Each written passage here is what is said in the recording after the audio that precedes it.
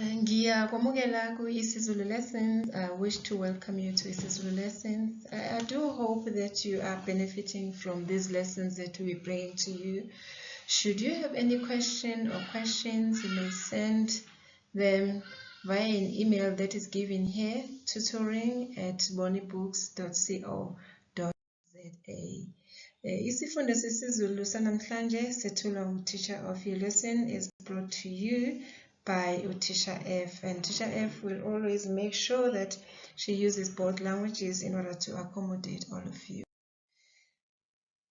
Isihloko sanamhlanje, what are we going to learn today? Today we're still continuing with Ukunciphisa amabizo, the diminutives. Remember, we started our first diminutive lesson in the previous lesson where we were looking at the diminutives. We're still continuing looking at the diminutives. Remember, we said when we making diminutives in IsiZulu, we concentrate on nouns. We look for nouns in this sentence. So what do we do in a sentence? We look for nouns and check what the noun is like.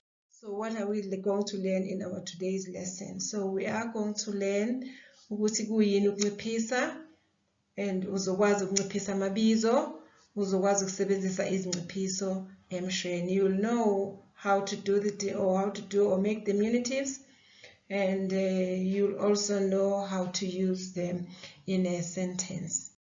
Okay, as we said last time when we were looking at the diminutives, that we look at the noun and we look at the last vowel of the noun. We are still going to do that now because last time we only looked at two vowels, the E and the R. So what we suffix in those nouns, we said we suffix wana if your noun ends in an I, E, or ends in an A, which is an I IsiZulu, we said we suffix wana. So today we are also going to continue looking at the nouns, and today we are going to look at the nouns that end in a vowel U. In Zulu we say U, not U. So if your noun ends in a vowel U, then we are going to suffix wana. Okay, let's look at the sentence that I have here. Ngizofunda ibhuku lesiZulu. Ibhuku, look at this noun. Okay, what is this vowel? It's a U. So we are going to suffix wana. Then bese sithi ngizofunda ibhukwana lesiZulu. Okay, let's continue to look at our next sentence. Isithuthuthi sakhe ngiyasithanda. Okay, remember I said in a sentence you look for a noun, but in this case, because I wrote it in a different color, so it's easier for you to see which one is the noun. So if we look at this sentence, where is our noun? Isithuthuthi is our noun, and this is our last vowel. So what are we going to do? We are going to delete this U and then suffix wana. Then we say isithuthuthwana sakhe ngiyasithanda. So meaning that all your nouns, if you are asked to do the diminutives by your teacher, and then you look, when your noun ends in the last vowel of your noun is the U, U, and then you suffix wana. Okay, let's continue and then look at other nouns. So what happens if your noun is ending in the vowel O, O, a vowel O? We still say O IsiZulu, O. So here, what are we going to do? We will suffix wana, wana. Okay, let's look at these sentences that I have here for you. Bamshaye isiphongo sakhe kabuhlungu. Bamshaye isiphongo. Here is my last vowel here. It's an O, so it means we are going to suffix wana, and then we end up saying bamshaye isiphongwana sakhe kabuhlungu. Okay, let's continue to the next sentence. Where is our noun here? Abazali bakhe bathenga indawo. Bathenge indawo yabo. Okay, where are the nouns here? Okay, unfortunately we have two nouns. We have abazali and indawo. But for this now, we are going to concentrate on this noun, indawo. Where is our last vowel? It's an O, and then we are going to suffix wana. Abazali bakhe bathenge indawana yabo. Indawo, it's a place, indawana, then we're just making the place small. We're going to say a small place. They are small place. They bought their small place. Then the last sentence it says ngithanda. Ngifuna ukuthenga iziphuzo kusasa. Ngifuna ukuthenga iziphuzo. Where is our noun here? Iziphuzo in this sentence. What is our last vowel? It's an O. What do we suffix? We suffix wana. And then we say ngifuna ukuthenga iziphuzwana kusasa. So now in this slide we have seen that when your noun ends in a vowel O, nkamisa O, and then we suffix wana. Let's continue to look at the last vowel, because I think we have seen all the vowels now. We have covered all the vowels. Remember, we have 5 vowels in IsiZulu.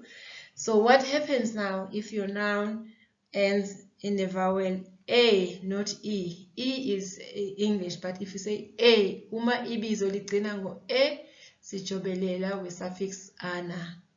Okay, let's look at this sentence. Umalume wakhe uthenge amakhekhe. Umalume wakhe uthenge amakhekhe izolo. Amakhekhe, what is our last vowel? It's an E. What do we suffix? Ana. And then you say umalume uthenge amakhekhana izolo. And then the next sentence, ngidinga itshe elincane. Ngidinga itshe elincane. Where is our noun in that sentence? Itshe, okay, is our noun. What is the last vowel of that noun? It's an E. E in Zulu. Ngidinga itshana elincane. Okay. Now I want you now to sit down. Now we have looked at all the vowels. We know what we suffix when the noun ends in this particular vowel. So now today I want you to do this umsebenzi. Have this exercise for you. What do we do with this exercise? It says nciphisa amagama abhalwe ngokubomvu. So you are going to nciphisa, you're going to make diminutives of the nouns that are in red. Okay, let's look at the first sentence. Lo unyaka we COVID-19 in South Africa. So that now, what is the last vowel? Okay, what does it? What do you have to suffix? Okay, you are going to do it. I'm not going to tell you now. Abantu abavunyelwe ukuthenga uphuzo. Okay, in that sentence, unfortunately, we have 2 nouns, but the one in red is uphuzo. What is the last vowel? What do we have to suffix there? It's an O. And what do you suffix? The third one, I'm sorry. Mina ngizofaka isigqoko esikhulu. Isigqoko there is the word in red, which is your noun. And what is your last vowel? Is an O. And then what do we suffix? Okay. Ikhishi labo likhulu. Ikhishi, what's the last vowel? An I. E. What do we suffix? Nginike amaphuzu amabili. Amaphuzu. Okay. The last vowel is an O. What do you suffix? Okay. I want you to sit down. Think about the rules that I've given you. Try to do it on your own without opening your notes or without going back to your notes. Try if you can see, if you still remember what we have said. Then when you're done, then you can go to the next slide. What do you have? You have your answers. Okay, I have your answers here. The first one, unyaka, unyakana, uphuzo, uphuzwana, isigqoko, isigqokwana, ikhishi, ikhishana encane, amaphuzu and amaphuzwana. So yes, ngiyabonga, ngiyabonga ukuthi nisijabulele isifundo. Ngiyabonga kakhulu namhlanje.